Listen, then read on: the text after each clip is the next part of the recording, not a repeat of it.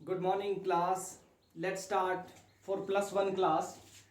Our first topic is physical world and surrounding.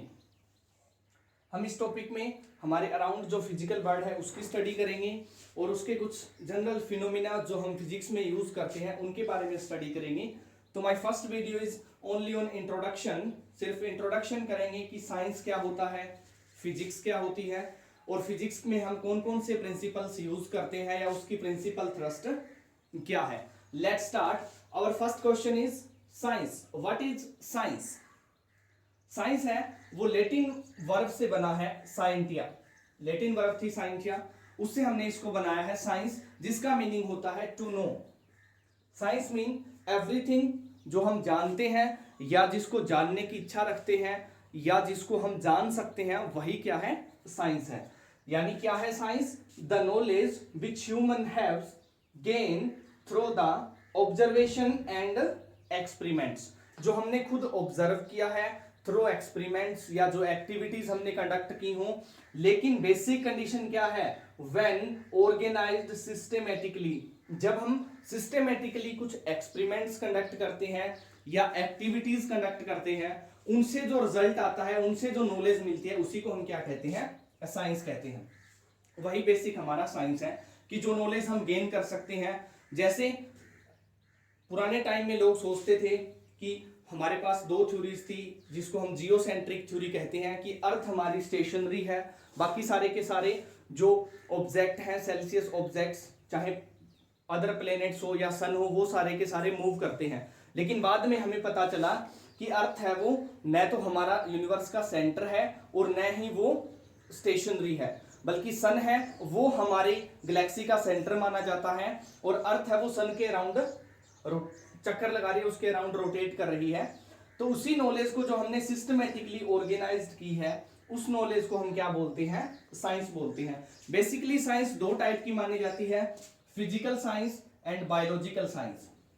Biological, bio का meaning होता है living things and logical होता है स्टडी, उनके बारे में पढ़ना, लोगस से बना हुआ है ये.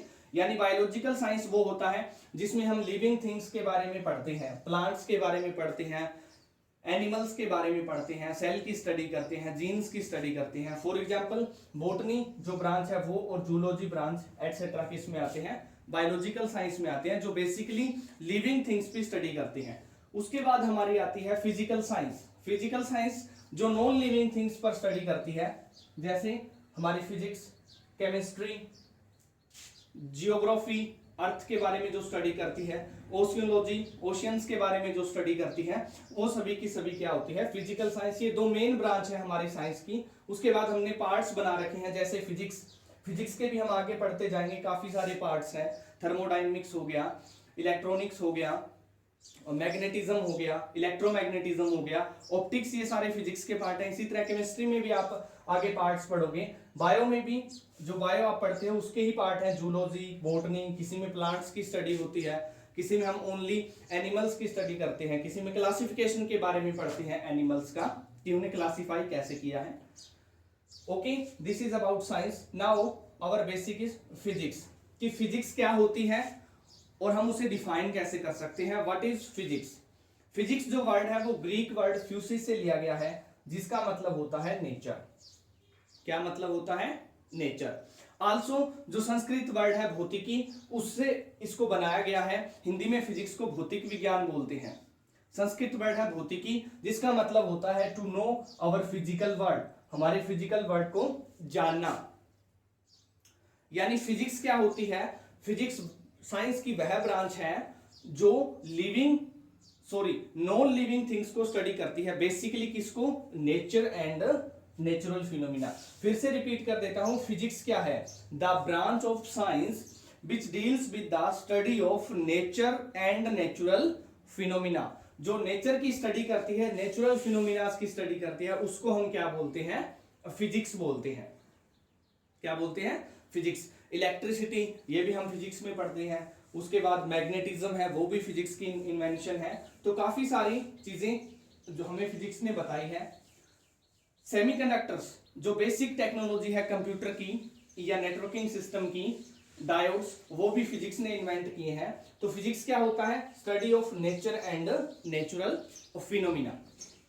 हम फिजिक्स में टू प्रिंसिपल थ्रस्ट का यूज करते हैं, वेरी इंपॉर्टेंट है। पहला है यूनिफिकेशन, जिसका मीनिंग होता है फ्यू कॉन्सेप्ट और लॉज का यूज करके पूरे के पूरे सिस्टम को एक्सप्लेन करना। जैसे the father of physics Isaac Newton, जिसने लॉ ऑफ ग्रेविटेशन बताया था या लॉ ऑफ ग्रेविटेशन को प्रूव किया था, तो उसने कई सारे कॉन्सेप्ट का यूज किया था। मोशन का कॉन्सेप्ट हो गया, सर्कुलर मोशन हो गया, प्लैनेट्स और जो सन के बीच का मोशन है उसको एक्सप्लेन उसने किया था। फ्यू कॉन्सेप्ट और लॉ का यूज करके पूरे के पूरे सिस्टम को एक्सप्लेन करना क्या कहलाता है?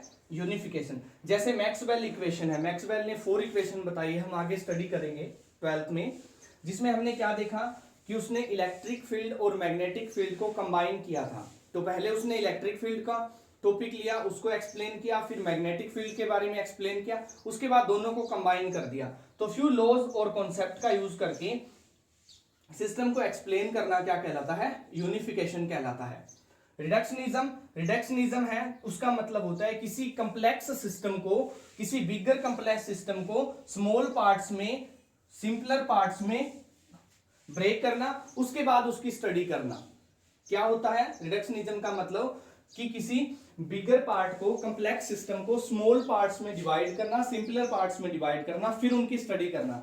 जैसा कि हम थर्मोडायनेमिक्स में पढ़ेंगे, एक बल्क मटेरियल में हम किसी एक पार्ट को कंसीडर करेंगे। जैसे ये मान लो हमारे पास कोई सिलेंडर है, उसके अंदर गैस फिल की हुई है, तो हम इस पूरी की पूरी गैस की प्रॉपर्टीज इसके कुछ पार्ट से स्टडी कर सकते हैं। मान लो हमने इतना सा पार्ट लिया और उसमें हमने टेम्परेचर वेरिएशन पढ़ ली, इंटरनल एनर्जी की वेरिएशन पढ़ ली, तो ये सारी वेरिएशंस इस सिस्टम की पढ़ेंगे, छोटे पार्ट की पढ़ेंगे, फिर उसको पूरे सिस्टम पे इंपोज कर देंगे। उसको हम क्या बोलते हैं? रिडक्शनिज्म बोलते हैं। तो this is all about physics. Thank you, have a good day.